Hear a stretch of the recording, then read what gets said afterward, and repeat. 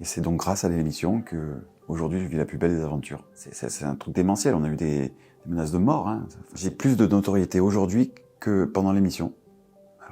Et là on a retrouvé des taches blanches dans le cerveau qui sont la preuve que la maladie respire, comme on dit.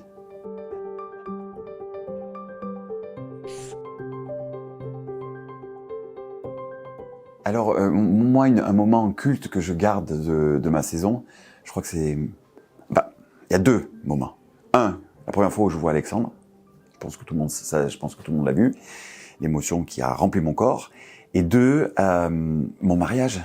C'était un moment incroyable et c'était surtout porteur qu'un mariage gay soit retransmis à 21h sur une chaîne de grande écoute. Je crois que c'était...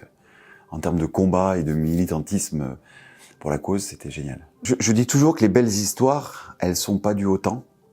On peut vivre une belle histoire qui dure moins de 3 ans, mais que ce soit une histoire juste incroyable. Et Alex et moi, ça a été une histoire incroyable. Alors elle s'est terminée.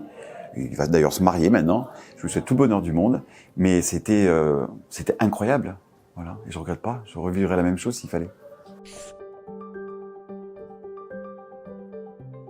Aujourd'hui, l'émission, ce qu'elle m'a apporté, c'est mon enfant. Alors à l'époque, j'avais arrêté les démarches.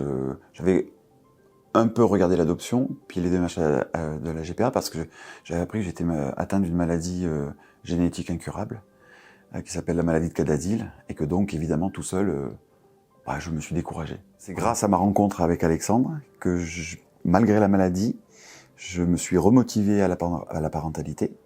Alors, il m'a quitté, mais j'ai continué mon chemin vers la parentalité, et c'est donc grâce à l'émission que aujourd'hui je vis la plus belle des aventures. C'est un truc démentiel, on a eu des menaces de mort, hein. Enfin, c'est grave, c'est grave. Et non, je m'attendais absolument pas à cette vague de violence. Quand je suis parti en Colombie faire les premières démarches pour mon enfant, quand je suis revenu, j'avais des messages du style « on va t'attendre à l'aéroport, t'emmener dans les caves, t'écarteler », enfin, c'était violent, quoi. Et à l'époque, je connaissais le président du syndicat de la police et il m'a dit « fais tes stories en décalé de 2 jours ». C'est-à-dire quand tu arrives à l'aéroport, que tu sois depuis 2 jours chez toi, tu vois, on en était là, quoi. Je suis un peu inconscient, donc j'arrive pas trop à réaliser les choses. Mais au contraire, ça m'a motivé à pas rester... parce que les gens te disent « pour vivre heureux, vivons cachés ». Pour vivre heureux, vivons cachés. Mais j'ai horreur de cette phrase. C'est pas parce que c'est pas dans un bunker qu'on gagne une guerre. Il faut être en première ligne. Et ça m'a encore... j'ai redoublé d'énergie pour faire en sorte que ces combats sur l'acceptation et l'amour des autres gagnent, quoi. Aujourd'hui, je suis un homme très heureux, malgré le fait que ma maladie a repris. Donc ça, c'est un peu la mauvaise nouvelle, il y a 15 jours, mais c'est pas grave. Ça me renforce dans mon amour pour mon enfant. Je suis professionnellement complètement accompli. J'ai écrit 3 livres, un 4e est en négociation. J'ai coécrit une pièce de théâtre qui va être sur la GPA, qui va être mise en scène. J'aurais jamais espéré une si belle vie, et tout en restant dans ma campagne et dans ma vie aussi un peu discrète, parce que les réseaux sociaux c'est une chose, hein, mais je suis tranquille dans ma campagne, je suis jamais dans une soirée mondaine à Paris, jamais. Dieu sait que je suis invité, mais ça ne me plaît absolument pas, et donc je suis très très heureux. La partie, ça c'est la question de l'amour, c'est une question très très compliquée. Ça fait 3 ans et demi que je suis célibataire. C'est compliqué de trouver quelqu'un. Alors dans le milieu gay, c'est très compliqué. Et puis maintenant que je suis parent, je suis papa, c'est encore plus compliqué parce que ça bloque beaucoup de gens, la parentalité. Je peux le comprendre, hein. Donc voilà, donc c'est pas d'actualité. On verra. Et puis je veux quelqu'un qui soit baroudeur aussi, parce que je veux pas quelqu'un de sédentaire. Moi, je voyage de partout, je suis tout le temps en mouvement. Donc, il faut quelqu'un qui vive un peu cette vie-là et qui a envie de cette vie-là. Enfin, j'avais depuis 5 ans une stabilisation de la maladie. C'est une maladie dégénérative de la microcirculation du cerveau. Et là, on a retrouvé des taches blanches dans le cerveau qui sont la preuve que la maladie respire, comme on dit. C'est jamais une nouvelle que tu as envie d'avoir. J'ai eu 15 jours un peu compliqués, un peu des larmes le soir dans ton lit. Je suis tout seul, alors c'est dur, hein. C'est dur, mais bon, je suis quand même assez costaud. Je suis en rock et puis je retrouverai les ressorts qu'il faut pour mon fils et ça va le faire. Ça va le faire. Donc pas de cigarettes, pas d'alcool, du sport, voilà, tout ça jusqu'à la fin de mes jours.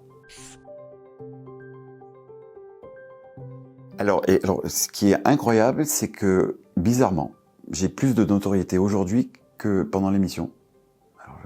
C'est un truc de ouf. Ce qui prouve bien que l'émission, en fait, elle est toujours avec nous. On fait des marchés de l'amour et dans le pré, on voit plus de 100 000 personnes par an. Donc c'est des retours d'amour. T'as des gens qui pleurent quand ils te voient, bon, c'est incroyable. Moi, j'ai des dames au supermarché qui arrivent et qui pleurent parce qu'elles me voient avec mon fils.